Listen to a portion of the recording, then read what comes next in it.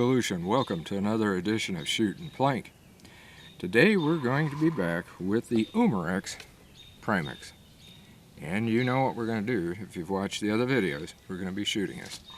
We're going to shoot it from 10 meters and in 15, 25, and 50 yards. And one up at 10, I think what we're going to do is we're going to try to hit a knockover target and see what happens. Knockovers don't usually go over with any pellet gun. It would have to be a very strong one. And this one is pretty doggone strong. In fact, even the brake barrel on it is definitely strong. One at a time. This is not one of those magazine type. This is a single shot, 177. We've already got the safety on down here. It's not loaded. We're going to load that up, but the first thing we're going to do is shoot at that knockover. It's a shooting target 7, and it's one of the dirt bag ones. And I don't even think you can get those dirt bags anymore. Anyway, that's what we're going to shoot at first. And then we're going to shoot at a bullseye target. Now that SD7 bullseye target is a little overkill for air guns because it's set up more for 22, 380, 9mm, something like that. Right around there in about those 3 calibers. But we're going to try it with this. We should be able to see what it does because we do have the bullseye in it, and hopefully we'll hit the bullseye every time. Anyhow, let's get turned around and load it up, and then we're going to fire at 10 meters, see what it does. Well, I got it loaded. It's still very stiff, I guarantee you. We're going to shoot that knockover, and I think if we shoot towards the top of it, we may be able to knock it over. We'll just find out here. By golly, we did. We got it knocked over, and you can see how loud this thing is. It's pretty doggone loud for an air gun. And, well, we're going to break the barrel again. I hope this thing loosens up, I really do.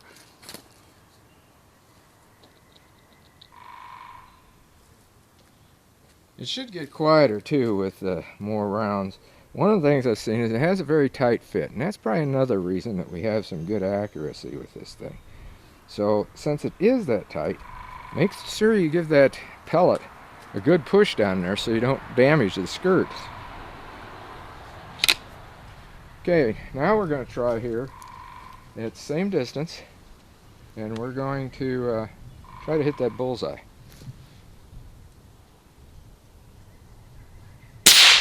Got it. Okay, now let's move on back. And by the way, when you break the barrel, this thing goes into safe mode if you forgot. Because this is back into safe mode. Do not put the safety on, it just automatically went back. So now, here we are back at 15. And let's see if we can hit that. Because we're doing this freestanding, like I said, open sights. We're even going to do that 25 yards freestanding. By the way, sorry about the traffic noise. It's noisy today. Got it. Okay, now we're going to head back to 25 yards. Okay, we'll see what it does here at 25. Got the safety off. It helps if I aim at it.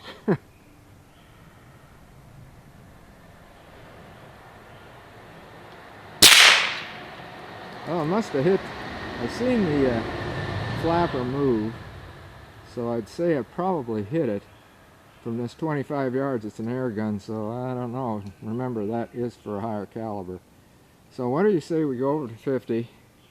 Because I think we did hit that. Boy, I almost knocked the gun off there. That'd be great. We're going to take a target and go over there.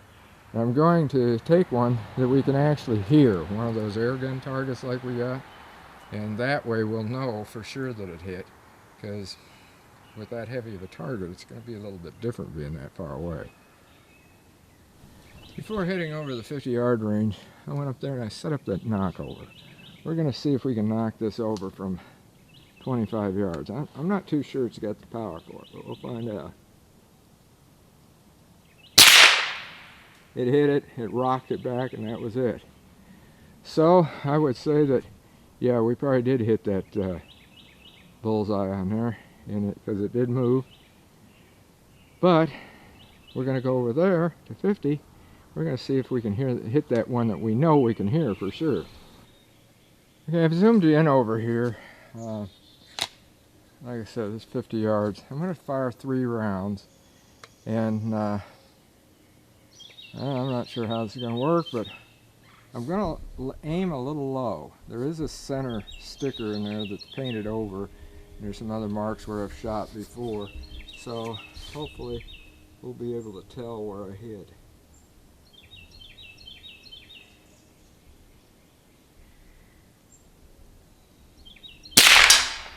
Okay, that was one. It hit, if you could hear it. You know, this thing is starting to break just a little easier. And that's what I said, as we shoot it more, because these are the first times we're shooting it. It should get more accurate too. And if it does that, this thing's really going to be a joke. I hope it didn't damage the skirt on that. I'm not sure I got it pushed down far enough, but we'll find out. By the way, I brought my Shooter's Choice AccuRest over here too for this. Hit it again. That might have been about a center shot. That could have been a little lower too, come to think of it. We'll fire a third. I hope I've kind of calculated this correctly, but I do think if I aim towards the bottom, I'm going to hit it a little easier here. Take a third round.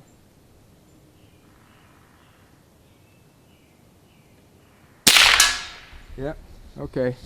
Let's go get that, sorry about the jar, you're right up next to the table. Let's go get that target and we'll take a look at it. I went up and got the sign, like I said I was going to. And I'll show you here. They didn't hit bullseye, that was for sure. I was aiming down here. This is the area I was aiming to because I knew it was probably going to fly upward. Well, it did. These 3 up here were already there. It hit here, here, and down here, just below this sticker that I've got. Either that, well yeah, it had to be because I fired, there were already 3, like I told you, there were already 3 of them. So it had to be those, so I hit here, here, and here, because that's, and like I said, I was aiming down here. Probably should have aimed even a little bit lower, and that would have brought those 2 down into here. But it did hit that target from 50 yards, so, you know, that's not too bad, really. It may do a lot better once we put that scope on here. I'm really anxious to try that now, because this thing, well, you could see how on it was at 10 meters. It was great, and that's usually your air gun distance anyway, is 10 meters, because your air pistol is normally around 7 meters.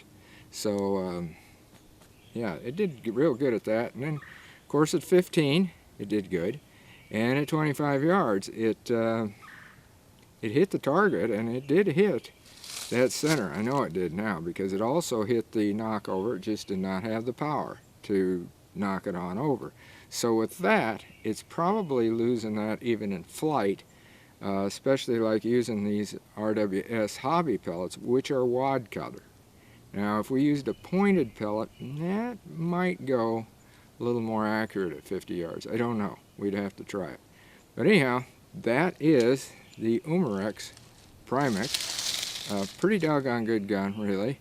It does seem like it's breaking in just in the few rounds that we have fired. The noise level hasn't gone down, but the breaking of the barrel is getting a little easier, which I figured it would. Because like I said, these are just the first few rounds we fired with this. And that's what I like to do. I like to progress it along, and then we come back and we do more videos and we talk about how it's done. Has it failed? Has it improved? Whatever. But that's what we like to do here in Shoot and Plink. And as I said, the next one is going to be the scope. And really anxious to try that now. So until next time, shoot safe and have a great day of plinking.